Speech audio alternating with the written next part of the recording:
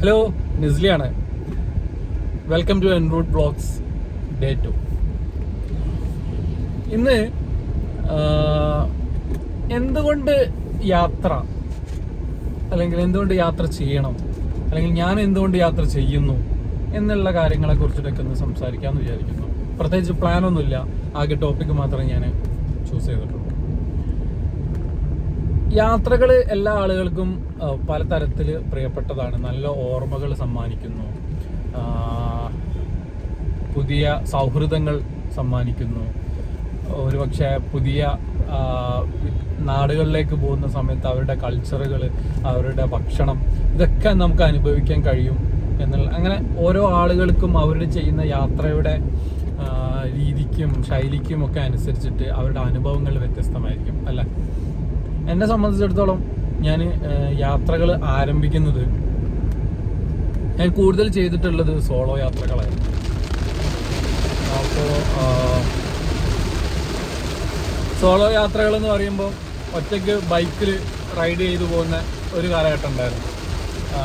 വളരെ ആത്മാർത്ഥതയോടെ മോഹിച്ചിട്ട് ബുള്ളറ്റ് വാങ്ങുകയും പിന്നീട് ആ ബുള്ളറ്റിൽ ജാക്കറ്റൊക്കെ ഇട്ട് ചെറുതും വലുതുമായിട്ടുള്ള യാത്രകൾ പോവുക, ഓഫ് റോഡ് പോവുക, ഇങ്ങനെയുള്ള ഒരു കാലഘട്ടത്തിൽ ഇതൊരുപാട് അങ്ങനെയുള്ള യാത്രകൾ ചെയ്തു. പിന്നീട് ഹൈക്കിങ്, അതായത് മൗണ്ടൻസ്, ഇപ്പം ചെമ്പ്ര പീക്ക് പോലെയുള്ള അതുപോലെയുള്ള ചെറിയ ചെറിയ പീക്കുകൾ തുടങ്ങി. പിന്നീട് നമ്മൾ മണാലിയിലും ഒക്കെയുള്ള നോർത്ത് ഇന്ത്യയിലേക്ക് പോയിട്ട് അവിടെയുള്ള സർപ്പാസും അതുപോലെ അങ്ങനെയുള്ള ചെറിയ 1 ദിവസവും 2 ദിവസം 3 ദിവസമൊക്കെ നീണ്ടു നിൽക്കുന്ന ചെറിയ ഹൈക്കിങ്ങുകളൊക്കെ ചെയ്തിരുന്നൊരു കാലം ഉണ്ടായിരുന്നു. പിന്നീട് നാടുകൾ, ഗ്രാമങ്ങൾ കണ്ടുപോകുന്ന സ്പിറ്റി വാലി പോയി കണ്ടു. അങ്ങനെ ദൈർഘ്യമേറിയുള്ള ട്രെയിനിലും ബസ്സിലും ഓട്ടോയിലും ഒക്കെ ആയിട്ടുള്ള ദീർഘയാത്രകൾ ചെയ്തു. പിന്നീട് കേരളത്തിലുള്ള ഇപ്പം മൂന്നാർ, അതേപോലെ സൗത്ത് ഇന്ത്യയിൽ വരുന്ന കൊടൈക്കനാൽ, ഊട്ടി, ഇവിടെയൊക്കെ പലതരത്തിലും ഫ്രണ്ട്സിനോടൊപ്പം കാറ് വാടക എടുത്തിട്ടും പിന്നെ നമ്മളെ വീട്ടിലുള്ള വാഹനങ്ങൾ എടുത്തിട്ടും ഒക്കെ നമ്മൾ യാത്രകൾ ചെയ്യാറുണ്ടായിരുന്നു. അങ്ങനെ വിവിധ യാത്രകൾ ഒറ്റയ്ക്കും അതുപോലെ സുഹൃത്തുക്കളോടൊപ്പം കുടുംബത്തോടൊപ്പം ഒക്കെ നമ്മൾ യാത്ര ചെയ്യും. അപ്പോൾ ഓരോ യാത്രകളും എനിക്ക് തന്നുകൊണ്ടിരുന്ന ആ ഒരു എക്സ്പീരിയൻസ് വളരെ ഡിഫറെൻ്റ് ആയിരുന്നു. ഒരു സമയത്ത് ബുള്ളറ്റിൽ പോകുന്ന സമയത്ത് ആ സ്ഥലത്തേക്കാൾ ഉപരി ആ റൈഡായിരുന്നു ഏറ്റവും എൻജോയ് ചെയ്തിട്ടുണ്ടായിരുന്നത്. ആ റൈഡിങ്ങിൽ നമുക്ക് ഒരുപാട്, ചിലപ്പോൾ നമ്മൾ ഒറ്റയ്ക്കാണ് യാത്ര ചെയ്യുന്നുണ്ടെങ്കിൽ നമ്മൾ ഒരുപാട് ഡീപ്പായിട്ട് ചിന്തിക്കാനൊക്കെ ആ റൈഡിൽ നമുക്ക് ഹെൽപ്ഫുൾ ആവും. പിന്നീട് സുഹൃത്തുക്കളോടൊപ്പം, ഇപ്പം ഒരു ബൈക്കിൽ ഒരു സുഹൃത്തിനോടൊപ്പം ഞാൻ യാത്ര ചെയ്യാറുണ്ടായിരുന്നു. ആ സമയത്ത് എനിക്ക് തോന്നുന്നു ദീർഘദൂരം നമ്മൾ ഒരുമിച്ച് സഞ്ചരിക്കുമ്പം നമ്മുടെ ആശയങ്ങളും കാഴ്ചപ്പാടുകളും വിവിധ വിഷയങ്ങളിലുള്ള നമ്മുടെ അഭിപ്രായങ്ങളൊക്കെ പങ്കുവെക്കാനും സംസാരിക്കാനും യോജിക്കാനും വിയോജിക്കാനൊക്കെ ആ യാത്രകൾ നമുക്ക് അവസരം തരാറുണ്ട് എന്നുള്ളതാണ്. പിന്നീട് ഈ യാത്രകൾ നമ്മൾ കാറൊക്കെ എടുത്തിട്ട് യാത്ര ചെയ്യുന്ന സാഹചര്യങ്ങൾ വരുമ്പോൾ, അല്ലെങ്കിൽ സുഹൃത്തുക്കളോടൊപ്പം ആരുടെങ്കിലും വണ്ടി ഉണ്ടെങ്കിൽ അങ്ങനെ, അതല്ലെങ്കിൽ നമ്മൾ റെന്റിനൊക്കെ വാടകയ്ക്കൊക്കെ എടുത്തിട്ട് സ്ഥലങ്ങൾ കാണാൻ വേണ്ടിയിട്ട് പോകും. ആ സമയത്ത് നമ്മൾ സൗഹൃദമാണ് ആ യാത്രയിലെ ഏറ്റവും പ്രധാനപ്പെട്ട കാര്യം.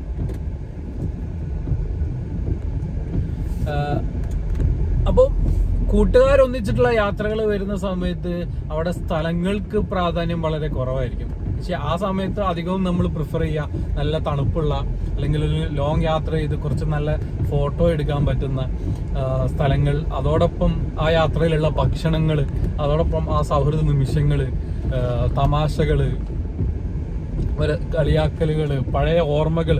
ഇപ്പം വർഷങ്ങളായിട്ടുള്ള സൗഹൃദം, നാട്ടിലെ കൂട്ടുകാരോ അല്ലെങ്കിൽ കോളേജിലൊക്കെ പഠിച്ചിരുന്ന കൂട്ടുകാരുടെ കൂടെ ഒക്കെ പോകുന്ന സമയത്ത് നമ്മൾ പരസ്പരം അടുത്തറിയാൻ വേണ്ടിയിട്ട് ഈ യാത്രകളൊക്കെ വളരെ ഉപകാരം ചെയ്തിട്ടുണ്ട്.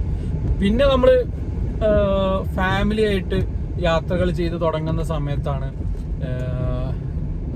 ഇപ്പം എന്നെ സംബന്ധിച്ചിടത്തോളം ഞാൻ കല്യാണം കഴിച്ചു, വൈഫിനോടൊപ്പമുള്ള യാത്രകൾ വരുന്ന സമയത്ത് നമുക്ക് പരസ്പരം മനസ്സിലാക്കാനും അതുപോലെ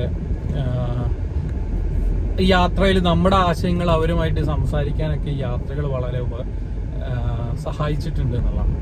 കാരണം നമ്മൾ ഒരു വിവാഹമൊക്കെ കഴിച്ചു കഴിഞ്ഞു കഴിഞ്ഞാൽ ഒരുപാട് സമയം നമുക്ക് ഉണ്ടാവില്ല. നമ്മൾ ഒരുപാട് സമയം ഒരുമിച്ചാണ് ശരിക്കും പറഞ്ഞാൽ. കാരണം വീട്ടിൽ വൈകിട്ട് ഇപ്പോൾ രണ്ടുപേരും ജോലിയുള്ള ആളുകളാണ്. അപ്പോൾ ജോലി കഴിഞ്ഞിരുന്നാലും നമ്മൾ ഒരു 8 മണിക്കൂറോളൊക്കെ 8-8-ലധികമോ ഒരു ദിവസം നമ്മൾ സമയം ഒരുമിച്ച് ചിലവഴിക്കുന്ന ആളുകളാണെങ്കിൽ പോലും നമുക്ക് മനസ്സ് തുറന്ന് സംസാരിക്കാൻ പലപ്പോഴും കഴിയാറുണ്ടാവില്ല. അത് ഒരുപക്ഷെ എല്ലാ ആളുകളുടെയും അനുഭവത്തിൽ ചിലപ്പോൾ ശ്രദ്ധിച്ചു കഴിഞ്ഞാൽ ഉണ്ടാവാം.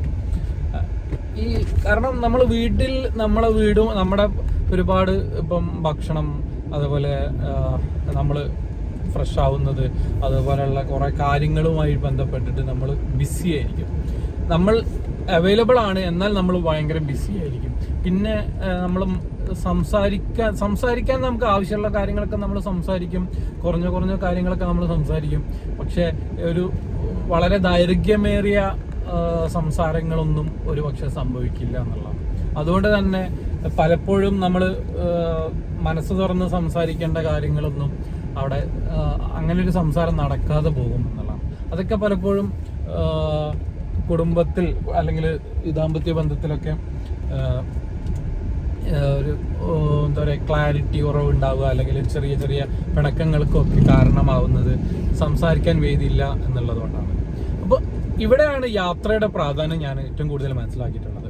കാരണം യാത്ര ചെയ്യുന്ന സമയത്ത്, പ്രത്യേകിച്ച് നമ്മുടെ പാർട്ണറോടൊപ്പം യാത്ര ചെയ്യുന്ന സമയത്ത്, ദൈർഘ്യമേറിയ യാത്രകൾ നടക്കുമ്പോൾ തുടർച്ചയായ മണിക്കൂറുകൾ നമുക്ക് നമ്മുടെ മനസ്സിലുള്ളത് പങ്കുവെക്കാനും അത് കേൾക്കാനും, നമുക്ക് പറയാനുള്ളത് പറയാനും അവർക്ക് പറയാനുള്ളത് നമുക്ക് കേൾക്കാനും, നമ്മളെ വ്യത്യസ്തങ്ങളായിട്ടുള്ള കാഴ്ചപ്പാടുകൾ പരസ്പരം മനസ്സിലാക്കാനും ഒക്കെ ഈ യാത്രകൾ ഭയങ്കരമായിട്ടുള്ള ഹെൽപ്ഫുള്ളാണ് എന്നുള്ളതാണ്.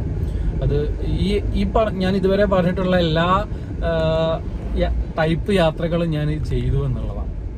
അപ്പോൾ ഇങ്ങനെ യാത്രയ്ക്ക് ഒരുപാട് ഗുണങ്ങളുണ്ട്. അപ്പം ഇതിൻ്റെ ഇമ്പോർട്ടൻസ് മനസ്സിലാക്കിയിട്ട് യാത്ര ചെയ്യുമ്പോൾ നമ്മുടെ യാത്രയുടെ ശൈലി, അപ്പോൾ അതിന് ഇപ്പം ഒരു ദിവസത്തെ യാത്ര എന്ന് പറയുമ്പോൾ നമ്മളെ വാഹനവും അല്ലെങ്കിൽ ഒരു പ്രത്യേക സ്ഥലവും കേന്ദ്രീകരിച്ചിട്ട് പോകാം. പക്ഷെ നമ്മൾ ഒരു മറ്റു നാടുകൾ, നമുക്ക് പരിചയമില്ലാത്ത നാടുകളിൽ അല്ലെങ്കിൽ ഒന്നിലധികം ദിവസം താമസിച്ചുകൊണ്ട് കാണേണ്ട സ്ഥലങ്ങളിലേക്കൊക്കെ യാത്ര ചെയ്യുമ്പോൾ കുറച്ചും കൂടി പ്ലാനിങ്ങും അതുപോലെ കുറച്ച് പേരുടെ സഹായങ്ങളും ഒക്കെ ഉണ്ടാവുമ്പോൾ ആ യാത്ര കുറച്ചും കൂടി മനോഹരമാക്കാൻ വേണ്ടിയിട്ട് പറ്റും. എല്ലാ ആളുകൾക്കും സ്വന്തമായിട്ട് കംപ്ലീറ്റ് കാര്യങ്ങൾ മാനേജ് ചെയ്യാൻ പറ്റുന്ന സാഹചര്യം ഉണ്ടായിക്കൊള്ളണമെന്നില്ല.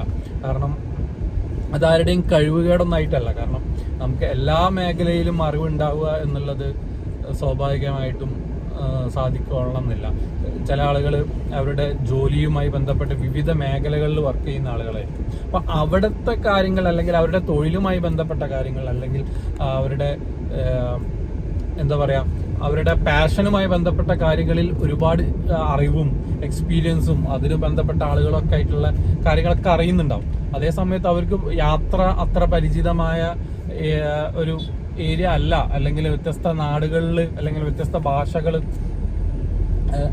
യാത്ര ചെയ്യുന്നതിനെ കുറിച്ച് വലിയ ശീലമോ അല്ലെങ്കിൽ പരിചയമോ ഒന്നുമില്ലാത്ത ആളുകൾക്ക് കൂടുതൽ അധ്വാനിക്കേണ്ടി വരും ഒരു നല്ല യാത്ര സ്വന്തം പ്ലാൻ ചെയ്തിട്ട് പോകുക എന്ന് പറയുന്നത്. അപ്പം പ്രത്യേകിച്ചും സമയമില്ലാത്ത ആളുകൾ, പ്രൊഫഷണലുകളായിട്ടുള്ള ആളുകൾ, അതുപോലെ ബിസിനസ് മേഖലകളിൽ അല്ലെങ്കിൽ സ്ഥിരം എന്താ പറയുക സർക്കാർ ജോലികളിൽ തൊഴിലെടുക്കുന്ന ആളുകൾ, അങ്ങനെ ഒരുപാട് ഉത്തരവാദിത്തങ്ങളുള്ള ആളുകൾക്ക് ഒരുപക്ഷെ നിരന്തരം യാത്ര ചെയ്യാൻ അവസരം കിട്ടിക്കൊള്ളണമെന്നില്ല. അങ്ങനെയുള്ള ആളുകൾ ഒരു വലിയ യാത്രകളൊക്കെ പ്ലാൻ ചെയ്യുന്ന സമയത്ത് തീർച്ചയായിട്ടും ആ മേഖലയിൽ എക്സ്പെർട്ടായിട്ടുള്ള ട്രാവൽ ഏജന്റുമാരുണ്ട്, അതുപോലെ ട്രാവൽ കമ്പനീസ് ഉണ്ട്.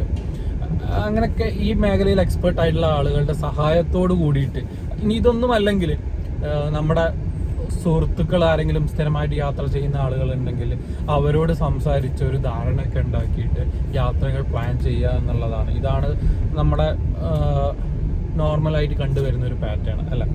അപ്പം ഇവിടെയാണ്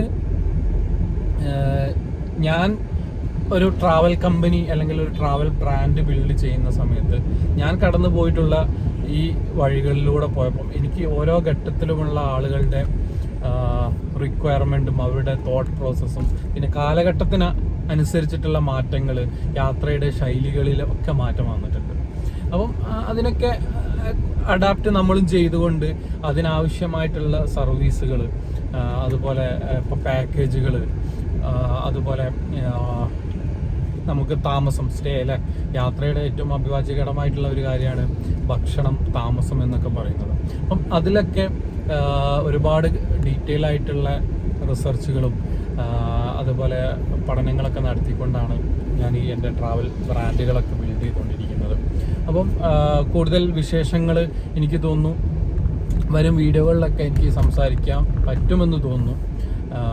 ഞാൻ പരമാവധി പുതിയ വീഡിയോകളിൽ യാത്രയുമായി ബന്ധപ്പെട്ടിട്ടുള്ള കാര്യങ്ങൾ, ട്രാവൽ ബിസിനസ്സുമായി ബന്ധപ്പെട്ടുള്ള കാര്യങ്ങൾ, ഈ സ്റ്റാർട്ടപ്പിന് പിന്നിലുള്ള ബിൽഡ് ചെയ്യുന്ന സമയത്ത് എന്തൊക്കെ കാര്യങ്ങളാണോ ഞാൻ പഠിച്ച് മനസ്സിലാക്കിയിട്ടുള്ളത്, ഇത്തരം കാര്യങ്ങളൊക്കെ എനിക്ക് വീഡിയോയിലൂടെ നിങ്ങളോടായിട്ട് സംസാരിക്കാം എന്നാണ് തോന്നുന്നത്. അപ്പോൾ ഞാൻ എൻ്റെ വരുന്ന വീഡിയോകളിൽ ഇതുപോലെയുള്ള ടോപ്പിക്കുകൾ പങ്കുവെക്കണം എന്നാണ് ആഗ്രഹിക്കുന്നത്. അപ്പോൾ താല്പര്യമുള്ള ആളുകൾ എൻ്റെ പേജ് ഫോളോ ചെയ്യാം. ഇനിയും ഒത്തിരി ഇപ്പം ഞാൻ ചെയ്യുന്ന വീഡിയോകളൊന്നും ഞാൻ ഒരിക്കലും ഒരു നേരത്തെ തയ്യാറാക്കിയിട്ടുള്ള ഒരു സ്ക്രിപ്റ്റോട് കൂടിയിട്ട് സംസാരിക്കാൻ ആഗ്രഹിക്കുന്ന ഒരാളല്ല. പക്ഷെ എന്നാലും എൻ്റേതായിട്ടുള്ള ചെറിയ ഹോംവർക്കുകൾ ഞാൻ ചെയ്യും. എന്നിരുന്നാലും മനസ്സ് തുറന്നിട്ട് സംസാരിക്കുക എന്നുള്ളതാണ് ഞാൻ ഈ ചാനൽ കൊണ്ട് ഞാൻ ഉദ്ദേശിക്കുന്നത്. അപ്പം ഒരുപാട് ആളുകൾക്ക് ഇത് ചിലപ്പം ഇത്രയും സമയം ഒരു വീഡിയോ കേട്ടുകൊണ്ട് കണ്ടിരിക്കാൻ ചിലപ്പം താല്പര്യം ഉണ്ടാവില്ല. അപ്പം അവർക്ക് വേണ്ടിയിട്ട് എൻ്റെ ഇൻസ്റ്റാഗ്രാം പേജിൽ ഞാൻ കുറച്ചുകൂടി ഇൻഫോർമേറ്റീവ് ആയിട്ടുള്ള, നിങ്ങൾക്ക് ഉപകാരം കൂടുതൽ സമയമെടുക്കാതെ തന്നെ വാല്യൂബിൾ ആയിട്ടുള്ള കോണ്ടന്റുകൾ ഞാൻ അവിടെ ഇൻസ്റ്റാഗ്രാമിൽ ഞാൻ ചെയ്യുന്നുണ്ടാവും. അത് വേറെ ഒരു ഫോർമാറ്റിലായിരിക്കും അവിടുത്തെ കണ്ടന്റും കാര്യങ്ങളൊക്കെ ഉണ്ടാവുക. അപ്പോൾ എൻ്റെ പ്രൊഫൈലുകൾ ഫോളോ ചെയ്ത് കഴിഞ്ഞാൽ ഇത്തരം കണ്ടന്റുകളൊക്കെ നിങ്ങൾക്ക് കാണാം. പിന്നെ അതുപോലെ ഞാൻ ഇനി എന്തെങ്കിലും ഇപ്പോൾ പറഞ്ഞിട്ടുള്ള കാര്യങ്ങളിൽ നിങ്ങൾക്ക് എന്തെങ്കിലും അഭിപ്രായങ്ങൾ ഉണ്ടെങ്കിൽ തീർച്ചയായിട്ടും കമൻറ്റ് ചെയ്യാം. അതുപോലെ സംസാരിക്കണം എന്ന് ആഗ്രഹിക്കുന്ന എന്തെങ്കിലും ടോപ്പിക്കുകൾ ഉണ്ടെങ്കിൽ അത് കമൻറ്റ് ചെയ്യുക. അത്തരം കാര്യങ്ങളും കൂടി പരിഗണിച്ചുകൊണ്ട് സംസാരിക്കാമെന്ന് വിചാരിക്കുന്നു. അപ്പോൾ ഞാൻ ഈ വീഡിയോ അവിടെ അവസാനിപ്പിക്കുകയാണ്. 13 മിനിറ്റോളം ആയി ദൈർഘ്യമുണ്ട് ഈ വീഡിയോക്ക്. ഇതിൽ വോയിസ് എത്രത്തോളം ക്ലിയർ ഉണ്ടെന്ന് അറിയില്ല. ആദ്യത്തെ രണ്ടാമത്തെ വീഡിയോ ഒക്കെ ആയതുകൊണ്ട് ആവശ്യമായിട്ടുള്ള ഈ വീഡിയോ ഒക്കെ പബ്ലിഷ് ചെയ്തതിന് ശേഷം ആവശ്യമായിട്ടുള്ള തിരുത്തലുകളും ഒക്കെ വരുത്തിയിട്ട് നന്നാക്കി ഇമ്പ്രൂവ് ചെയ്തുകൊണ്ടുള്ള കോണ്ടന്റുകൾ ചെയ്യാൻ ശ്രമിക്കാം. അപ്പോൾ അടുത്ത വീഡിയോയിൽ കാണാം. Thank you.